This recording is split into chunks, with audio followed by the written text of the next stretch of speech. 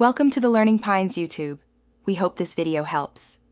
In this video, I will show how to make coffee good, easy method. Start by weighing your beans and setting a consistent grind size to control strength. Use clean equipment and heat water to the right temperature for best extraction. Bloom your grounds briefly and pour evenly to avoid channeling. Taste and adjust one variable at a time to find your perfect cup. Enjoy. Measure coffee precisely and use a simple ratio to hit your target strength quickly. Freshly ground beans give brighter flavor and more aroma than pre-ground coffee. Clean equipment prevents stale or off flavors from creeping into your cup. Keep notes of grind, dose, and brew time to replicate what you like.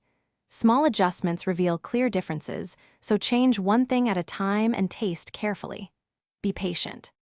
Quick recommendation: if you meal prep, try leak-proof containers for easy storage and fewer spills. They stack neatly and save space, which pairs well with making coffee and snacks for busy mornings. If you are finding this helpful, please subscribe and like so I can keep sharing tips.